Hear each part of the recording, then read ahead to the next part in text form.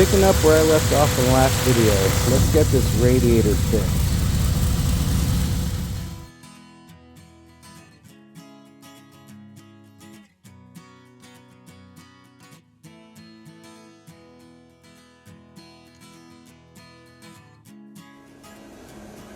The radiator is out. I'm going to take the fan off and get it ready to send over to my buddy Dave's shop. He's going to get this mess cleaned up, hopefully weld it back together and get her back together so we can have it tuned. Here's the JB weld patch I did. I'm going to grind it off or take it down as best I can, and this way to expose the crack, and this way it won't be too hard for Dave to get to it. I'm really due for a new radiator. You can see I got that putty crap right here too. Spigot was leaking, but another, it'll get me by. Time to go have some fun. This is what I keep in the Jeep all the time for trail fixes like this. It worked. It got me by. It hardens up, but it was my fix over running a radiator stop leak. I just kind of don't want that in my motor, especially now having a fresh motor. But if you guys are sold on it, I saw on Shannon Campbell's channel that he runs the Justice Brothers radiator stop leak, but this was my trail fix. Just having a spot I was able to get to.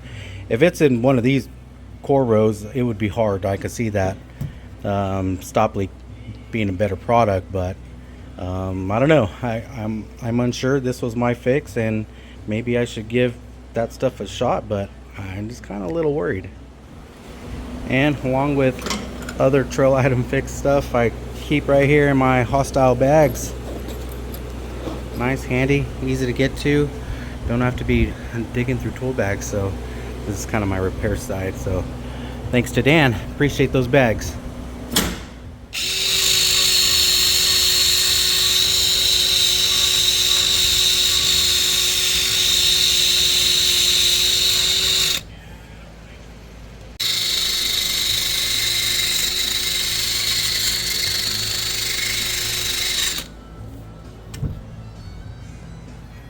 Pretty good.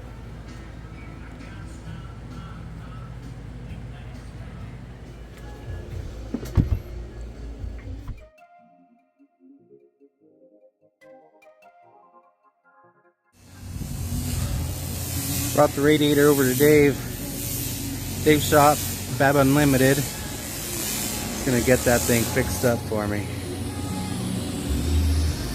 Some of you may recognize or know Dave from his 1450 truck that he built. This thing's pretty awesome that him and his family used to race. Here's a few photos.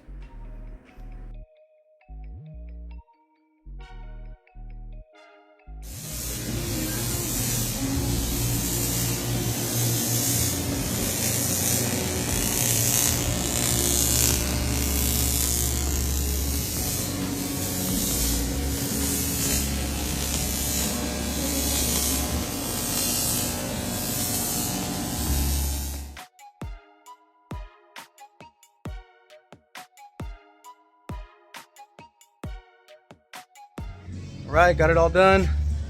Yep. Thanks, Dave. Yeah, no problem. All dialed in. Now I'll go home, get her slapped in there, and get some fluid in there and try to get her tuned as soon as I can, maybe next day or two. We'll see. Radiator's back in after welding. No leaks, so that means tune time. All loaded up. We're out. Let's get this thing fired up.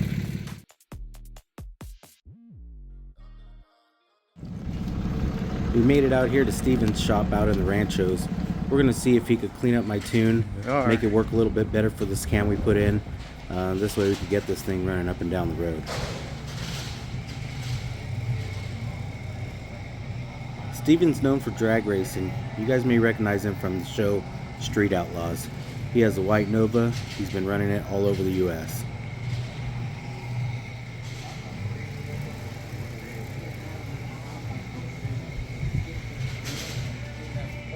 Okay.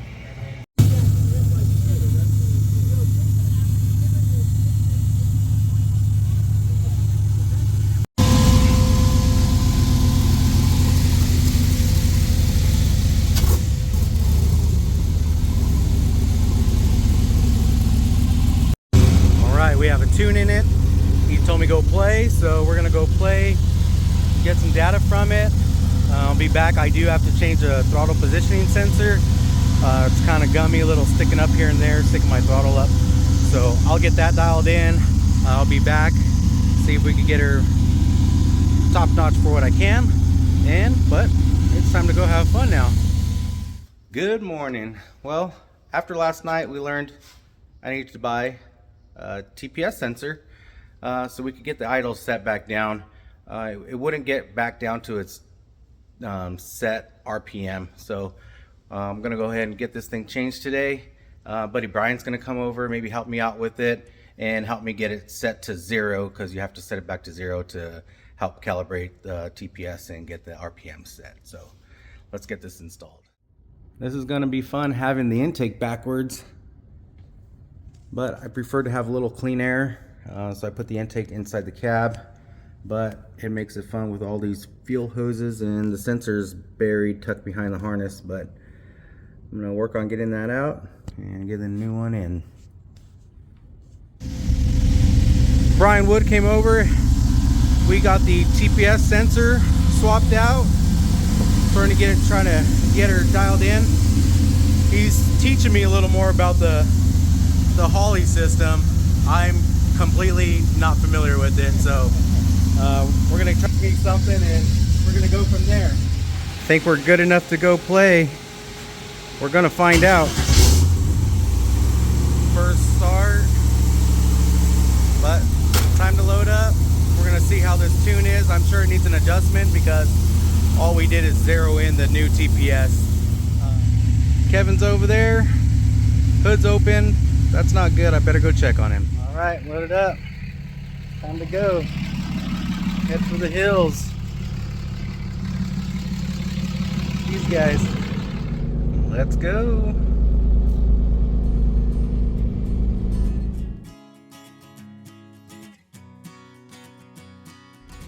Man, she only took 10 gallons. I thought she was empty, but good for me. A lot cheaper to run.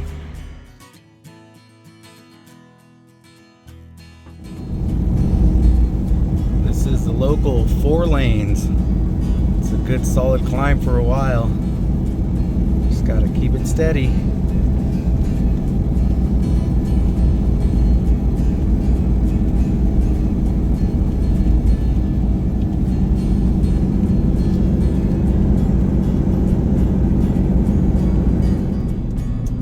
We are entering the beautiful Shaver Lake. This is a nice area. I've been coming up here for years, since I was a kid. We call it our backyard because most of the trails lead out of this area. Trails like Swamp Lake, Ducey Ursham, Red Coyote, Strawberry Mere. Lots of good trails over on this side of the mountain.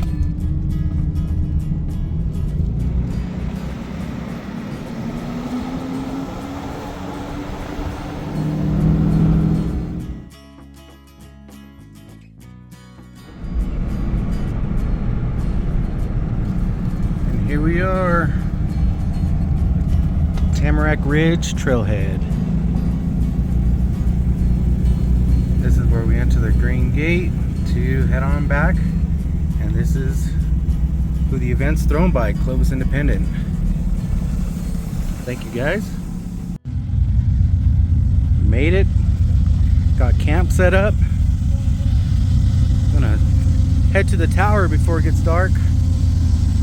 Actually, we'll probably go visit another camp, see where the rest of the crew is. But we're here, all set up. Let's go.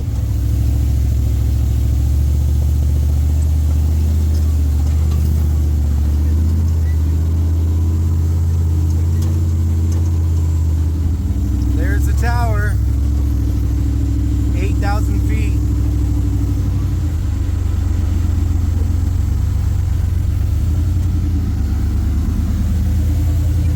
Shaver Lake.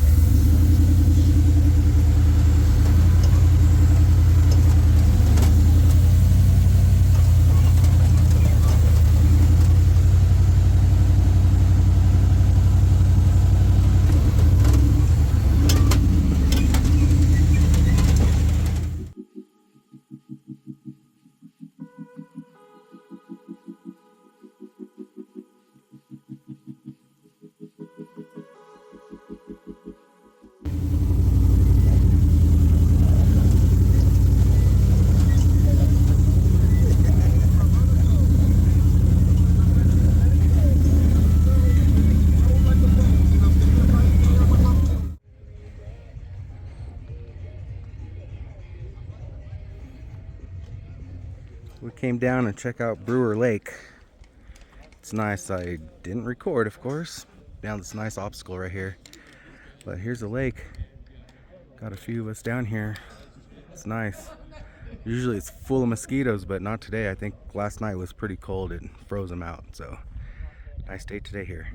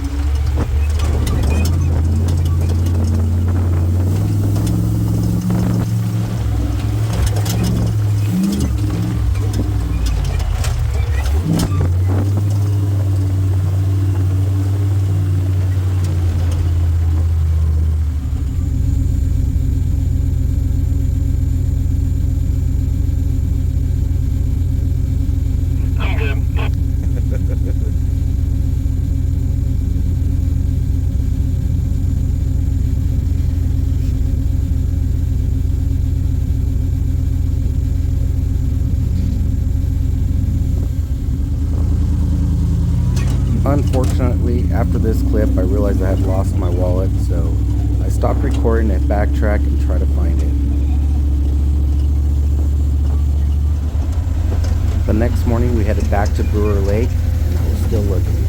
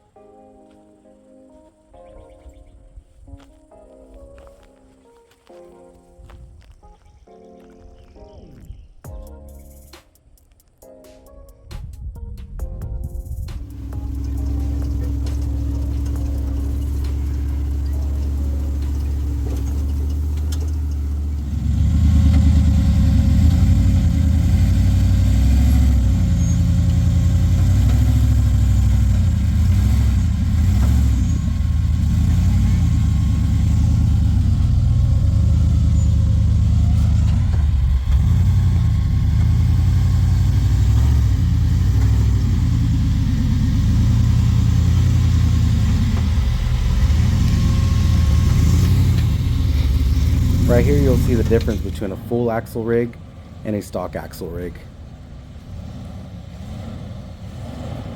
Full width axles are nice, but sometimes you just need a stock vehicle to get through.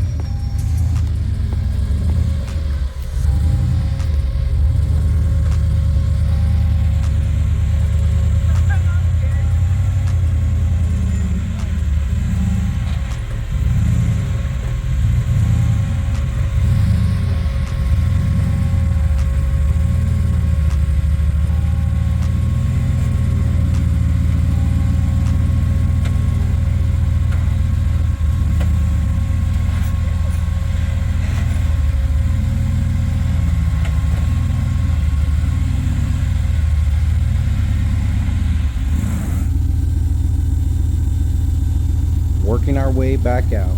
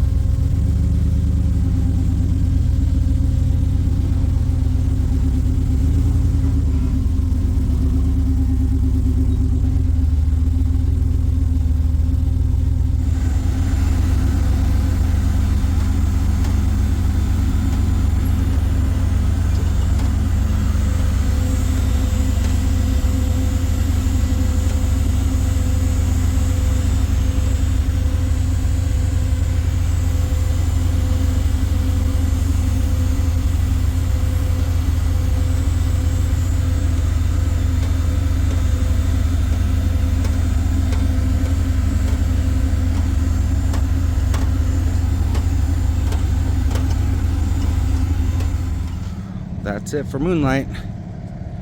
Everyone's loaded up and ready to head out.